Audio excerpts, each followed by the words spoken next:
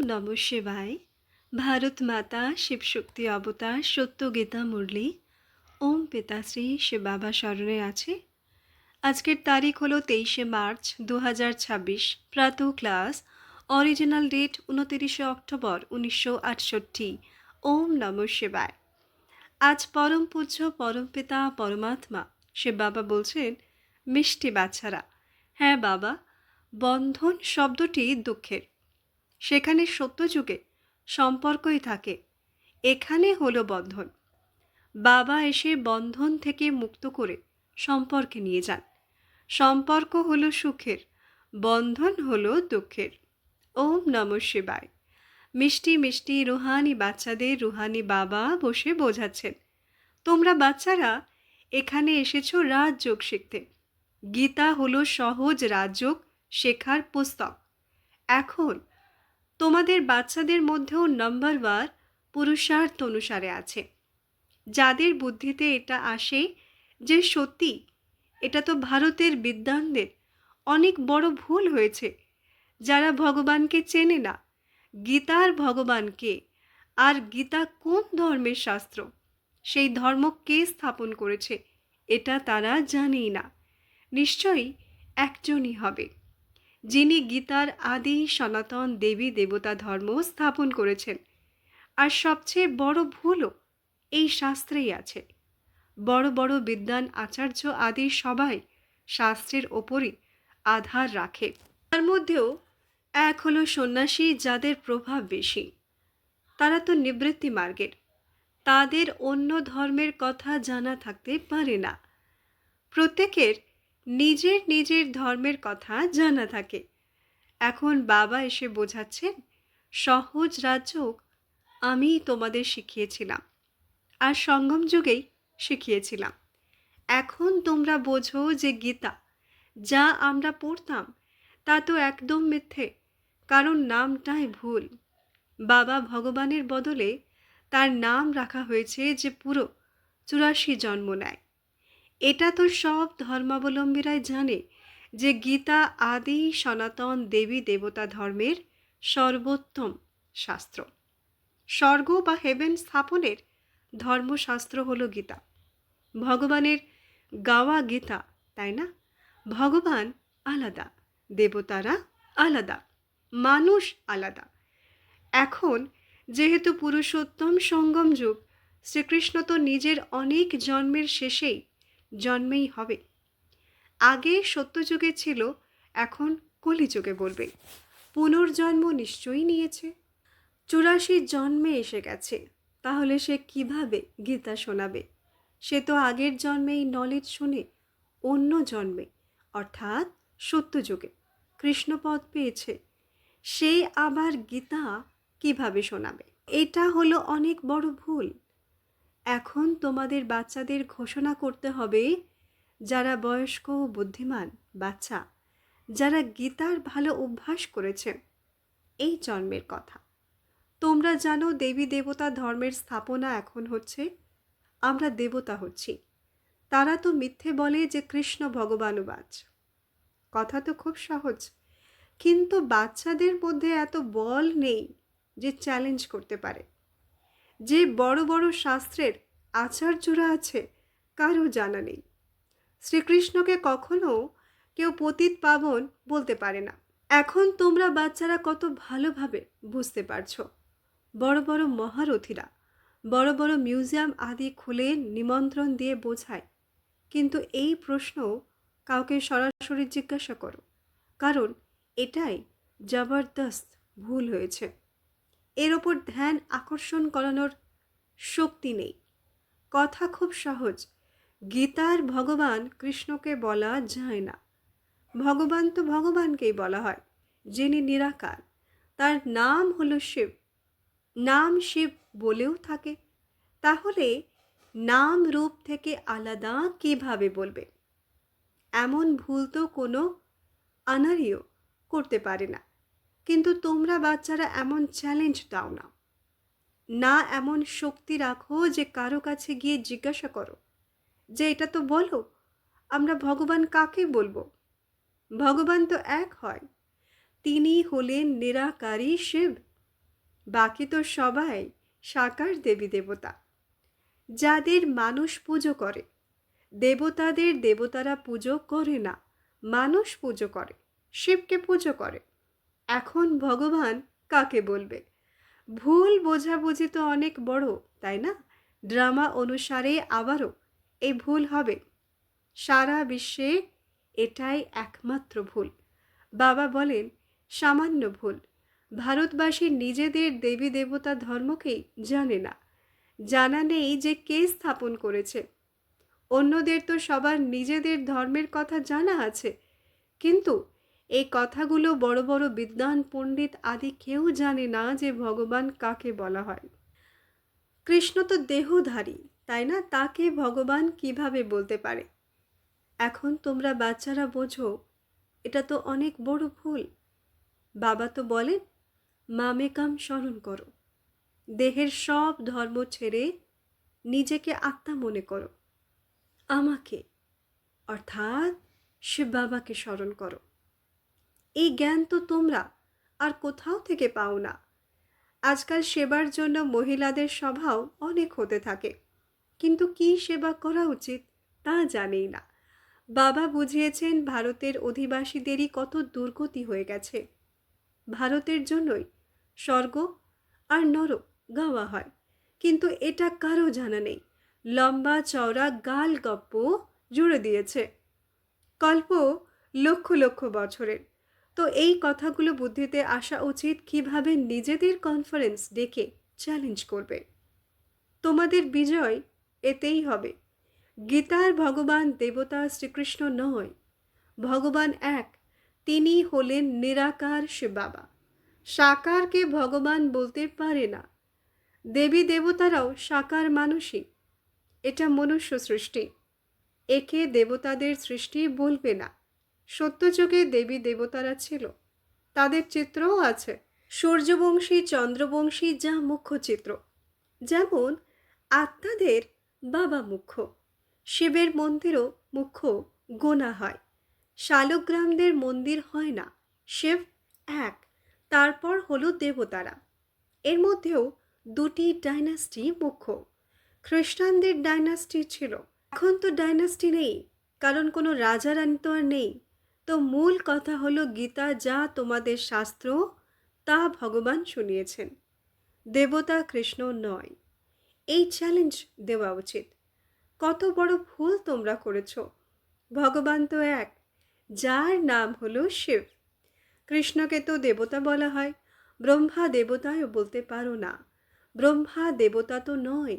দেবতাদের মধ্যে number one হলো লক্ষ্মীনারায়ণ। ব্রহ্মাকে দেবতা বলা যায় না, তিনি তো প্রজাপিতা, তাই না? এনার মুখবংশাবলী ব্রাহ্মণ। তো ব্রহ্মা দেবতায় নম বলতে পারো না, বিষ্ণু দেবতায় নম বলতে পারো। শঙ্কর নেই, সূক্ষ্মপতনে কোনো জিনিস হয় না। এটা তো শুধুই সাক্ষাৎকার, আর তারা সবাই মূল বতনে থাকে। যেমন ওপর থেকে তারারা এই মণ্ডপের আলো নিয়ে দাঁড়িয়ে আছে, তেমনি আত্মারাও সেখানে মূল বতনে গিয়ে দাঁড়িয়ে থাকে। যেমন নিরাকারী ঝাড় আছে, সেই ঝাড় থেকে প্রথমে দেবী দেবতা ধর্মের আত্মা আসে। ঝাড়ও দেখানো হয়েছে বোঝার জন্য, কিন্তু সবার প্রথমে এই ভুলটা বলতে হবে, তাহলে তোমাদের বিজয় হয়ে যাবে। গীতার ভগবানকে তো আর কেউই চেনে না। বাবার কত চরম নিন্দা করে, এমন গ্লানি তো কখনো কারো হয়নি। হিন্দুরা নিজেদেরকেই চড় মেরেছে, বাবারও গ্লানি করেছে। বাবা বোঝাচ্ছেন তোমরাই দেবতা ছিলে, তারপর তোমরাই নিজেদের ধর্ম ভুলে আবার বসে দেবতাদের গ্লানি করো। কৃষ্ণের এত রানী ছিল, রামের সীতা চুরি হয়ে গিয়েছিল। বাবা বোঝাচ্ছেন তোমরাও অনুভব করো, সত্যি এই কথাগুলো তো ঠিক। এইসব কেন হয়েছে? কারণ গীতার ভগবানকেই চেনে না। বাবাকে তো তবুও চেনে, বলে শিব বাবা, মন্দিরও শিবের, কৃষ্ণের মন্দির আলাদা। এখন ভগবান কাকে বলা চায়? নিশ্চয়ই নিরাকারকেই বলবে। তাহলে গীতায় কৃষ্ণকে কিভাবে বলে দিয়েছে? তো এই ড্রামার খেলা তৈরি করা আছে। আবারও এমনই হবে। এখন তো বাবা বোঝাচ্ছেন, সে বাবাকে স্মরণ করো, তাহলে তোমরা পুণ্যাত্মা দেবতা হয়ে যাবে। এখন আদি সনাতন দেবী দেবতা ধর্মের স্থাপনা হচ্ছে, আর সব ধর্ম বিনাশ হয়ে যাবে। গায়নও আছে ব্রহ্মার দ্বারা এক ধর্মের স্থাপনা।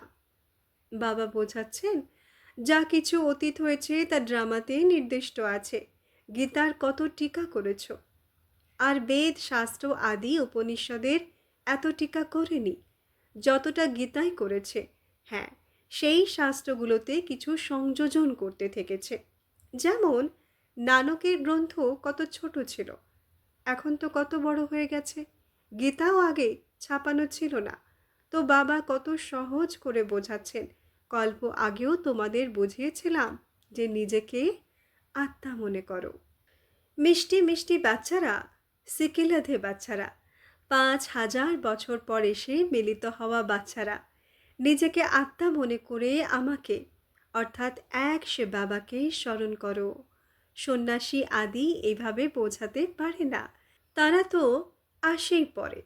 তারা সহজ রাজ্য কি জানবে? ভগবানের শোনানো কথা সন্ন্যাসীরা কিভাবে শোনাতে পারে? বাবাই বোঝাচ্ছেন, বাচ্চারা, তোমরা নিজেকে আত্মা মনে করো। তোমরা আমার বাচ্চা।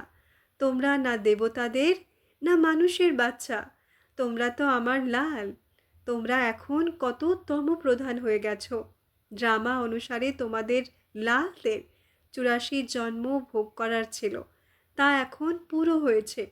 ম্যাক্সিমাম বলে দেয়, মিনিমামও আছে। কল্প কল্প তোমাদের বাচ্চাদেরই এসে বোঝায়। অনেকবার বুঝিয়েছি, তবুও আশ্চর্যের বিষয় যে আবার তোমরা ভুলে যাও। এখন বাবা বোঝাচ্ছেন, বাচ্চারা ভুলো না, নিজেকে আত্মা মনে করো। বলেও থাকে, আমাদের ভেতরে আত্মা আছে। আমি আত্মা, এক শরীর ছেড়ে অন্য শরীর নিই। আমরা আত্মা অবিনাশী, শরীর বিনাশী। বাকি ৮৪ লক্ষ জন্মের কথা শুনেছে, তো আবার কল্পের আয়ু অনেক বাড়িয়ে দিয়েছে। বাবা বোঝাচ্ছেন, এই সব পুস্তক আদি ভক্তি মার্গের।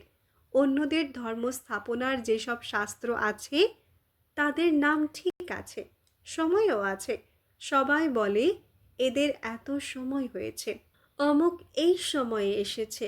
বাকি সূর্যবংশী চন্দ্রবংশী ডাইনাস্টি আলাদা আলাদা। তারা ১৬ কলা সম্পূর্ণ, তারা ২ কলা কম। যুগও দুটি মিলেছে, সত্যযুগ আর ত্রেতা। তো যুগগুলোর আয়ু একই হওয়া উচিত। মুখ্য কথাই হলো এটা, যা বাবা বোঝাচ্ছেন। সন্ন্যাসী বিদ্বান আচার্য আদিদের বোঝাতে হবে। এমনিতে তো এমন কোনো নতুন কথা হলে রাজার কাছে যায়, যে ফরমান জারি করে, তো সবার কাছে পৌঁছে যায়। এখানে রাজা তো কেউ নেই, এটা হলো প্রজার ওপর প্রজার রাজ্য। এটাও ড্রামাতে নির্দিষ্ট আছে। আমিও ড্রামা অনুসারে তোমাদের বোঝাই। এত সময় হয়ে গেছে, এই মিস্টেকগুলো কেন বোঝাও না? সন্ন্যাসীরা তো দেবী দেবতা ধর্মের নয়, তাদের কোনো কানেকশন নেই। তারা হলো নিবৃত্তি মার্গের। দেবী দেবতা ধর্ম তো অনেক প্রাচীন। সন্ন্যাসীদের গীতার কি জানা আছে? পরের শাস্ত্রে ঢুকে পড়েছে। এখন তাদের থেকে আবার বসে গীতা শোনা। গীতা তো তাদের আগের, তাই না? যা আবার অনেক ভাষায় ট্রান্সফার করতে থাকে।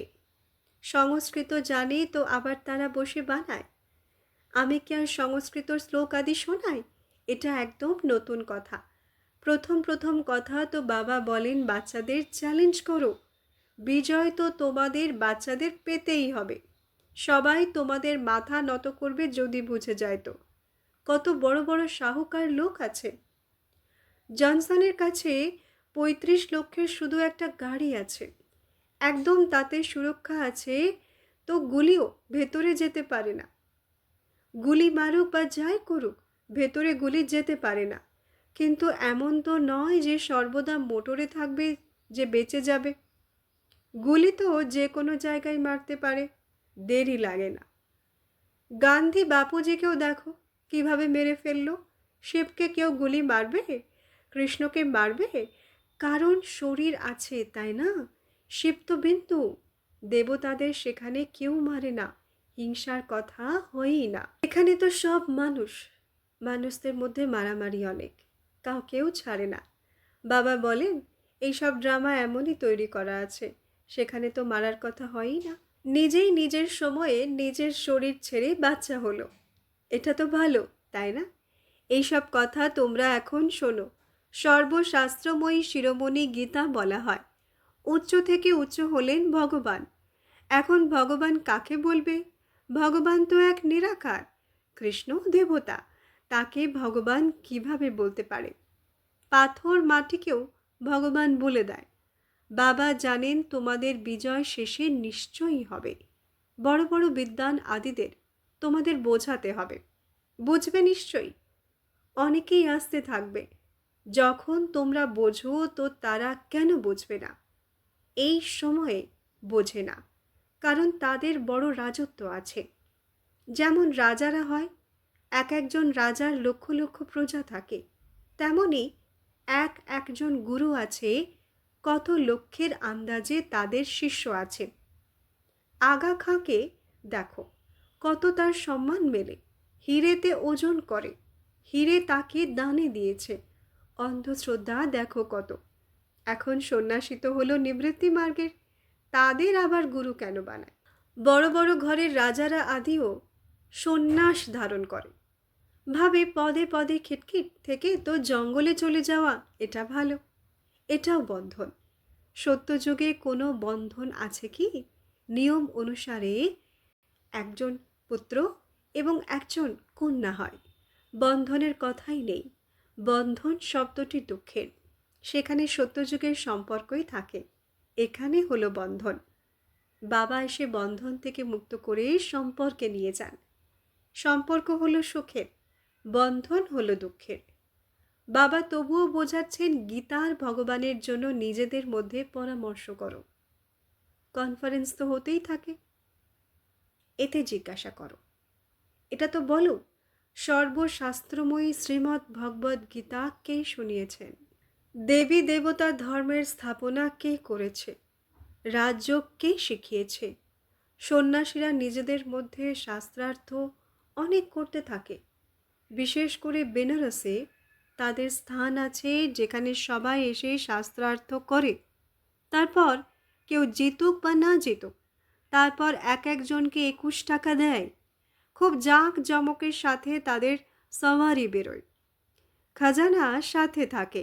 আজকাল তো সন্ন্যাসীদের দেখো, পাইলট হয়ে এরোপ্লেন চালাতে থাকে, ফলোয়ার্স লক্ষ লক্ষ আছে। এই সব হলো অন্ধশ্রদ্ধা।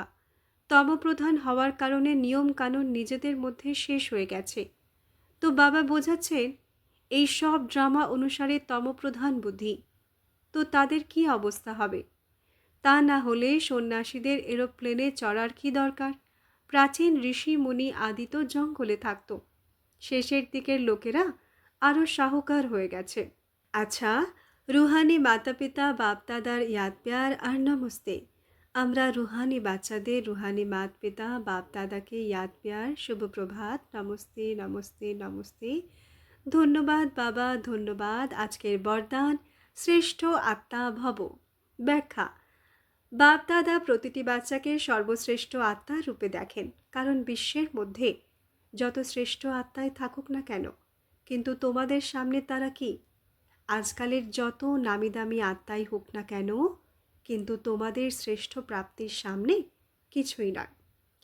তাদের হলো অল্পকালের মর্যাদা, আর তোমাদের হলো চিরকালের মর্যাদা। তোমরা বাচ্চারা রাজাদের রাজা হচ্ছ, তো তার সামনে এই দুনিয়ার প্রাপ্তি কি? তাই সংকল্প মাত্র তোমাদের বুদ্ধি কোথাও ঝুঁকতে পারে না। আচ্ছা, ওম নমঃ শিবায়।